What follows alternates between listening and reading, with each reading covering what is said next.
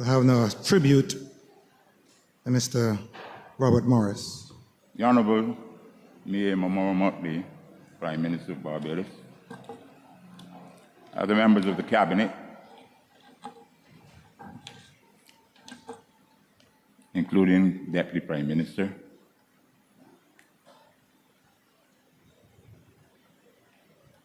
former Prime Minister, Sir Frandell Stewart, members of the other members also of the Cabinet, especially I have to signal the Sandra husbands,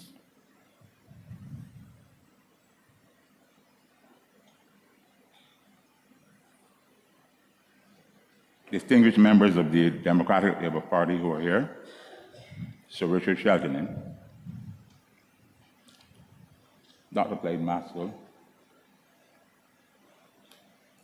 relatives of the deceased,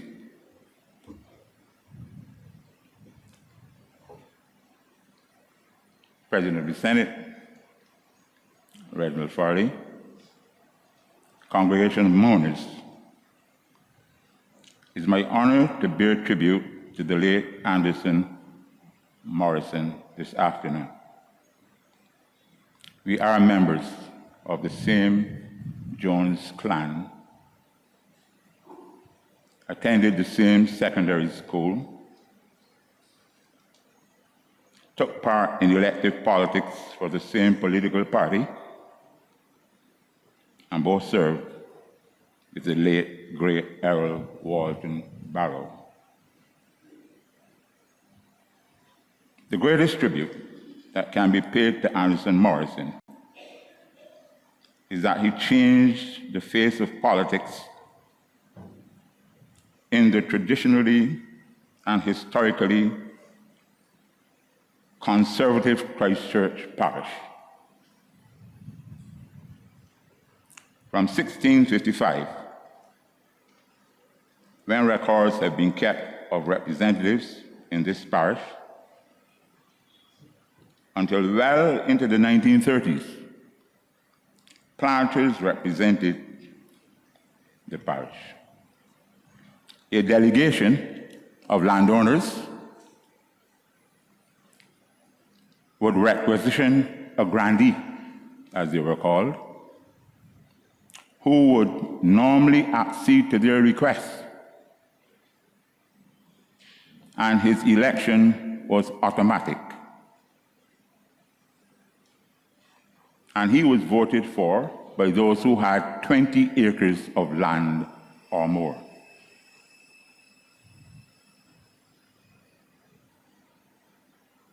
In 1951 brought adult suffrage. But those who offered themselves as candidates, like Graham Gooding, Dalili Sargent, and later Edwy Talma,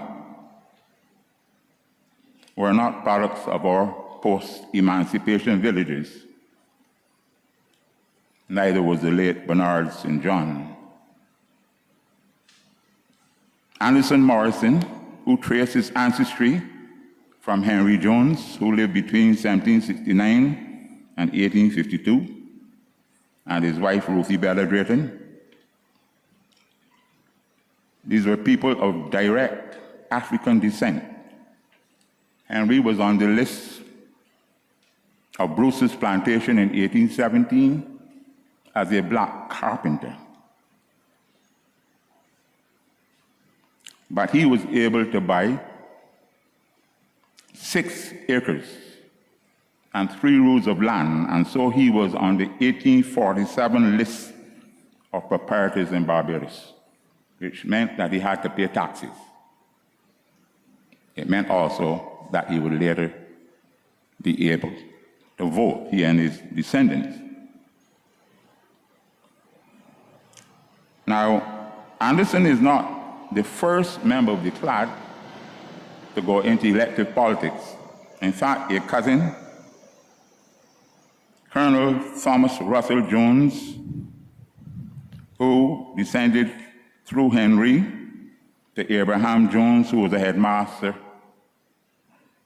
at St. Luke's, and his son, Thomas Sylvester Jones, who was a chiropractor and married a daughter of A.F. Ward. Colonel Jones became a congressman in the USA before the time of the great Shirley Chisholm, whom we are going to celebrate this year. And he was very famous for working with Chinese nationals in America. Anderson was an humble man. He did not talk about his ancestry. So he was the boy from the village, basically. And he carried the symbol of a peanut, a small nut, but a hard nut to crack. He graduated from the 1950s cadre of persons groomed by the late Lee Harford Skeet and his team of teachers. He was successful in both ordinary level passes. In those days when you got 4 at one go, you were considered to be bright because nobody was doing the same subjects. So 5 was some sort of kind of maximum you would get. So we should remember those days because he was at that time also. So when somebody got 5 and then went on and got advanced level English, which is what Peanuts got, that is why he could quote Shakespeare so easily. They had done very well.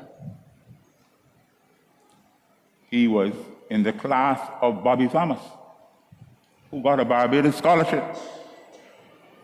History, Latin, and English, and went on to do medicine, and did very well, which tells us a lot about the capacity of people once they get the opportunity. It's not always what you find in front of you, it's what you succeed in going after and doing successfully. And that group, coming out of the work of the late Lee Harford Skeet, continued to do very well. And of course, we know that Peanuts turned around and he married Bobby Thomas's sister. So we know what kind of genes go through the products. Employment in the public service followed, and he was called to serve in the registry, one of the central organs of the public service, where business transactions are done, records are kept, where you come across lawyers and other officials in the pursuit of their duties, lawyers, solicitors, etc. And that is where he would have met Mr. Errol Barrow in the transaction of his duties. He became very attracted to the work and career of Errol Barrow and became a member of his party. By 1971, when Morris took the plunge into electoral politics, Errol Barrow's DLP was at the height of popularity, with independence behind,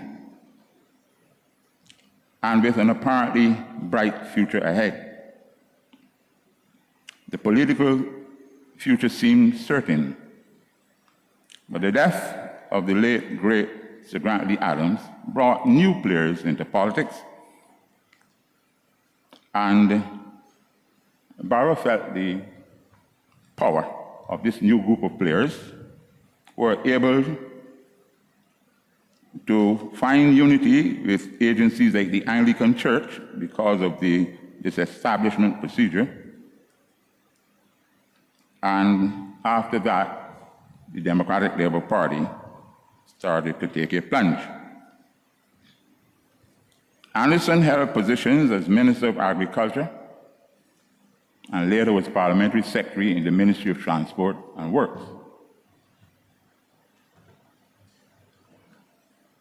He was a genuine man from the people and of the people. He never left their midst, moving from Lodge Road to Plum Grove, which is just a few yards away.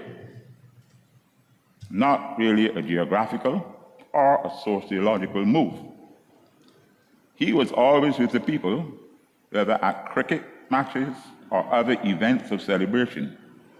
He understood the importance of community, and he wanted to develop that community, especially the youth in the community, and therefore he spent a great deal of time with the young people, and he also made sure that sporting facilities, at least 3 of them, were established in his community.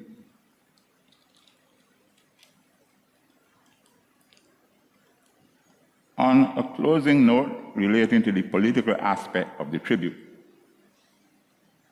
it can be noted that post-Morrison's plunge into politics, the legacy of Foundation in Christchurch politics became even more pronounced. And I speak of the Foundation School. In 1981 to 1986, all 4 MPs were foundationers. The late Sir Henry Ford, the late Sir Bernard St. John, the late Maurice King, and of course, our still surviving Sir Richard Cheltenham, all of them being products of Harvard Skeet and the Foundation School.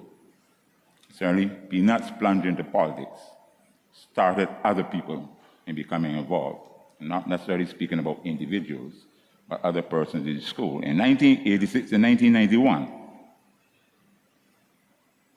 the leader of the opposition at some point was the Honorable Henry Ford, Foundation School. Edgar Bourne, Maurice King, myself. We later had Joseph Edger, Tyrone Estate. Most of us were products of Harvard Skeet. And then, of course, we had Reginald Farley, another Foundation giant. So that influence of Christchurch Foundation, Harvard Skeet, Peanut's entry into politics, seemed to have galvanized a certain focus on Foundation boys that they had a role to play in Christchurch politics. And of course, again, they have to call the name of former Prime Minister Frandl Short, part of that grouping. And those who were at school in that era were not surprised at all that these persons gravitated towards politics. Certainly, Morris's impact was motivational for a number of those DLP politicians who took the plunge into elected politics. Remember Joe Goddard, Joseph Goddard, our very good friend, Foundation boy also. Our generation. So it's a kind of a spread that occurred at that time, and I think Peanuts helped to galvanize persons' perceptions that they also could contribute to the country in which they had the blessing of getting free secondary education. Morrison left a cadre of supporters, including his godson, Boots Corbin, and his siblings, who remained faithful. Plum Grove became a critical area in Christchurch East politics. And I end on his family. His children have followed their father in their closeness to the community and their appreciation of family and friends. Serlene became a senator, and she provided a wonderful spouse to my friend, Dr. Clyde Maskell, a brilliant Barbadian economist. Dan is a physician. Jacqueline and Carol make up the core team. They and other relatives, as they say farewell to their dad, can be comforted in the recognition and realization that their father made an important contribution to our society. May he rest in peace.